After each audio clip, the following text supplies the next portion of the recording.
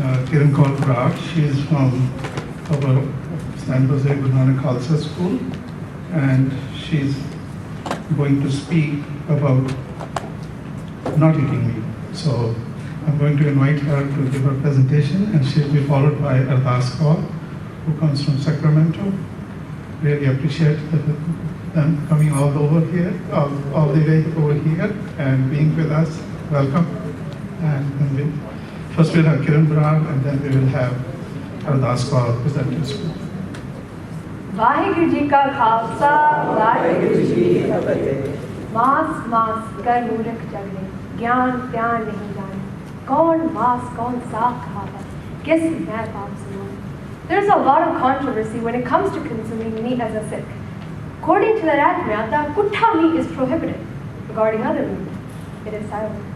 It is presumed non-kutha meat is not prohibited for Sikhs. However, any kind of meat is not served in the langar. Guru Sahib mentions that eating meat is like eating a dead body and is very unethical.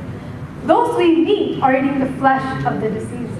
Guru Arjan Dev Ji said, "Kaiban haiban haram kusni murdar bukharai." I will make my argument to keep meat away from our diet, firstly on the basis of its health implications. There's a lot of scientific evidence that human bodies on a biological level are designed to support a plant-based diet. For example, our stomach capacity and pH level are similar to those of herbivores. Our body does digest meat, but it comes at a very high cost to our health. According to Dr. Granth Davis, a leader in the field of bariatric medicine, animal protein is not one of the healthiest foods around. Rather, it is strongly associated with diabetes, hypertension, and cancer, the primary killers of our time. Eating meat releases toxins which, when consumed, cause an inflammatory response at the cellular level. Meat also contains carcinogens and heme iron, which are directly involved in causing cancer. Bhakt Kabir ji says, "Abu doho satarm kar thapo, atarm koho gat pai, aap isko manvar kar thapo, ka koho kasai." Guruji highlights the hypocritical behavior of the Pandits, while giving us a message that those people who are killing animals in the name of God should be ashamed of their act. Guru Sahib makes it clear that butchering animals is unwise. One cannot kill animals and call himself a sage. Guru Nanak Dev Ji always criticized the insincerity of the Pandits, asking them if they are truly religious and pure and cannot hurt an animal, then how can they justify being deceitful to others? Guru Sahib expands on this idea, equating killing animals to taking the rights of others. Guru Nanak Dev Ji further elaborates on this in another shabad. "Je rat lagya kapda, jama hoye pri, jo rat peeva mansa, ten kyon nirmal ji, Nanak nao khudai dil hachhe mukh leho, avar dewaje duni ke jhoothe amrit leho." Guruji is giving us a message that by renouncing or consuming meat alone does not make one pious. One must stay away from evil deeds, do Nam Simran with love, and purify the mind. Otherwise, keeping a certain diet may only increase one's ego, actually distracting them from the spiritual path. Nanak je naam na cheti, then tek penan tek khan. Sikh Rahat Rada strongly rejects meat that is made in a ritualistic manner, such as kosher or halal, and is considered a budget rahat. According to Dr. I.J. Singh, the reason lies in the view that killing an animal with a prayer is not going to ennoble the flesh. Instead of doing chakka, which is a quick strike from the back of the neck where all the pain sensors are located, halal is made by slowly killing the animal from the front of the neck to back, which maximizes pain. Kabir जोड़ी किया जुल्म है कहते नाओ हलाल दफ्तर लेखा मांगिए तब होएगा कौन सवाल. Even if done reciting hymns or as a sacrifice to God, using force on any human or animal is tyranny and has no place in Sikhism.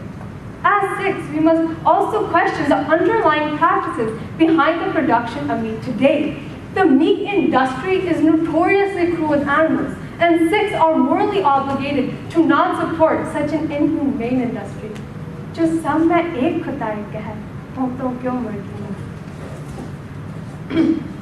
रोज रोजा तरह मनावे अल्लाह स्वागत जी संगारे आपा देख अगर नहीं देखा काहे कौचा तुम्हारा Guruji is reprimanding us for the obvious hypocrisy in mercilessly murdering other beings for personal pleasure, but pretending to be a religious person at the same time. In order to live a spiritual life, we must have daya and sensitivity of what we eat and where it comes from. A Sikh should not eat food that is made from exploitation instead of compassion. Dukh na de kissa ji pat syo kar javo. The well-recited story of Malik Paku is an excellent example of this, where Guruji refused to eat food that was made by exploiting and inflicting pain on other beings. Man santo sarb ji daya, in vid bar sampuran daya. Today, meat is not made compassionately. Commercially raised animals are kept in filthy, overcrowded feedlots and injected hormones to make them grow bigger and faster, alluringly. Being non-vegetarian not only goes against compassion, but it's santokh. We passively accept mass exploitation of animals because we cannot give up the taste we get. Kabir khoob khana khichdi, jam meh amrit loon, hera roti karne, gala katave kaun. Guru Nanak Dev Ji further elaborates and explains the dangers of indulging in various pleasures. Ras soina, ras vipa, kamal ras kamal kivas, ras kode, ras eja, mandar ras meethe, ras maan, aite ras srike, kya katan naam sa. Guru Sahib says if we are distracted with all these relishes of the human body, then how can God's name secure an abode within the heart? Many people make the argument that if we can eat plants, well then why not animals? Although both are living organisms, the fundamental difference between the two is that animals are sentient beings. A sentient being is one that has a mind, they have preferences, desires, wants. Sentient beings operate on a more evolved level of consciousness than plant life. Plants are not sentient beings because one, they lack sensory organs which enable them to see, hear, and taste like animals do. Secondly, plants lack variability of response. Plants will react the same regardless of the different scenarios. There are many other additional differences that make the two distinguishable. Animals have relationships and mothers that look after their young just like humans. Animals are also aware of their death and will react when there is a threat to their life. Ahukam by Shri Guru Har Gobind Ji states, Maas machi de dere nahi aava. Eating meat can pass on hormones from the animal to us. And when we eat this meat, we are also ingesting all the fear, anger, hatred, anxiety that was stored in the cells of this animal, which is nothing but harmful to one's spirit and meditation. Baba Kaur khana khusi khwar, jit khadda tan pidiya man vai chala vikar. Vaheguru ji ka khalsa, Vaheguru ji ki fateh.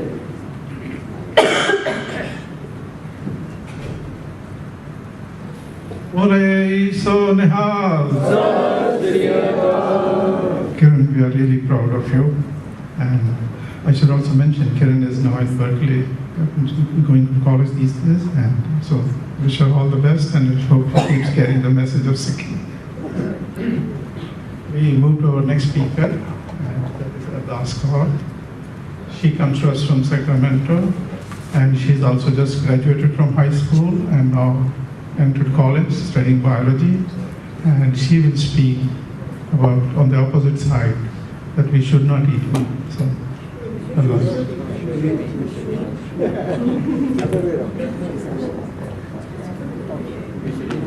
Oh, she is speaking on those that we should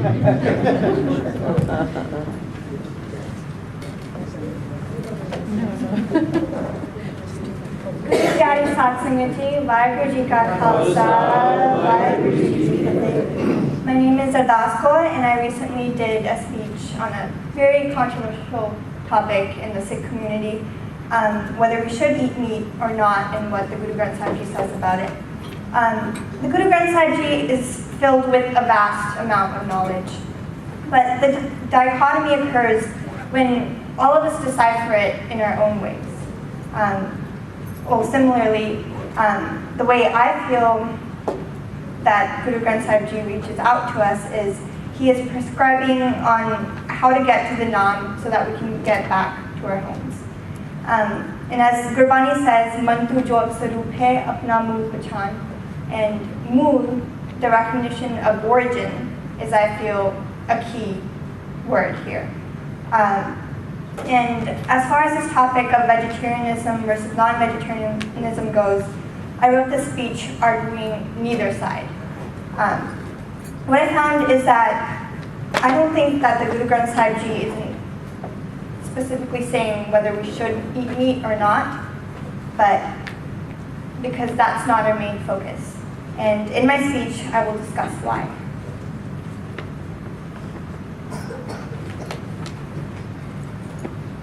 मांस कर मूर्ख झगड़े ज्ञान ज्ञान नहीं जाने कौन मांस कौन साग कहा दे किसमें पाप समाने. When we as humans take on a cause, we seem to become part of something bigger.